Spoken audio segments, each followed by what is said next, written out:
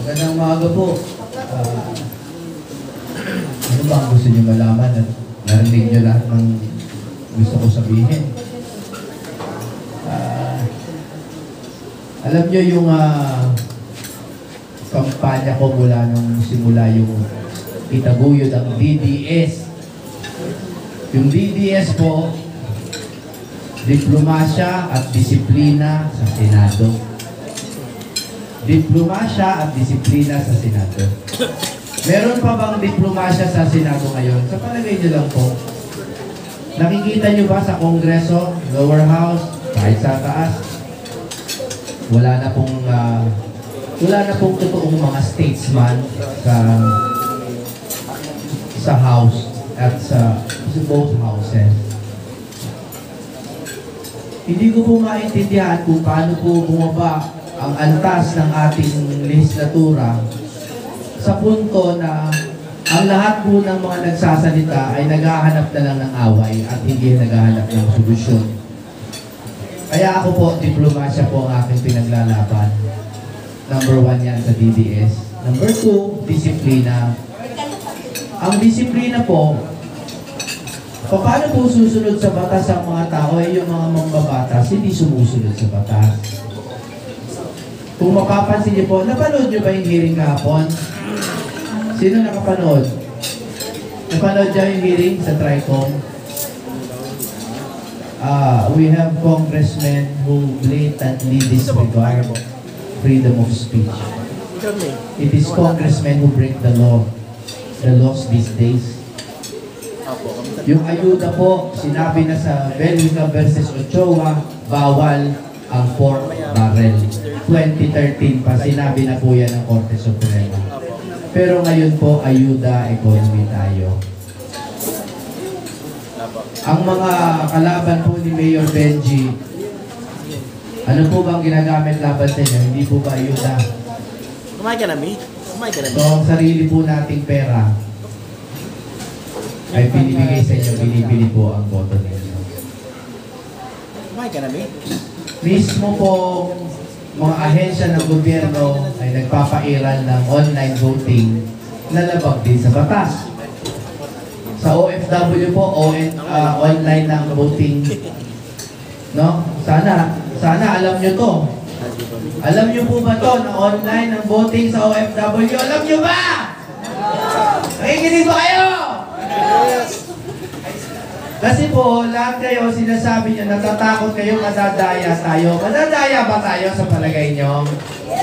Yes. Kasi po, lahat tayo nagre-reklamo, pero pag pinapaliwanag na po kung paano tayo dadayain, walang gusto makinig. Online na po ang voting sa OFW. Wala pong balota. Sana po naririnig nyo. Sumisigaw ako, hindi dahil galit ako. Gusto ko makarating ito sa mga kamag-anak ninyo. Online po ang voting sa OFW, mga kababayan! Online po! Ang botohan okay naman electronic. Pero yung counting, nakalagay po sa Omnibus Election Code, manual yan. Binibilang ng makina, pero merong poll watcher pa rin. Ang poll watcher, dapat may unimpeded view ng bilangan. Kaya nga may poll watcher. Kung online ang bilang, ba't ka may poll watcher? Ganyan po tayo dadayain, pero wala pong nakikinig. Bakit po? Dahil gutom na kayo. Hindi po yan biro. Dahil gutom na gutom yung bayan, ano pa papakinggan nila sa balita? Gutom na gutom ang mahal ng bigas. Wala nang nakikinig sa balita. At alam ko po itong sinasabi ko na to, siguro sa 100 nakikinig, baka 3 lang ang makaunawa, pero sisigaw pa rin ako. Ayusin po natin yung gobyerno. Kung ayaw nyo na po intindihin, mag-PDP laban straight na lang kayo. Para mag-usapan. So, i-share ko lang po dahil nandiyan pa po si Atty. JB Hildo. Ang akin lang po, yung DDS lang po, ang makakapag-reforma nitong gobyerno nito. Hindi po kaya ng isa, kahit po magaling si Senator Bongo at si Senator Bato at si Senator Robin, kung tatatlo sila doon, hindi po natin makukontra ang impeachment ni Inday. Okay?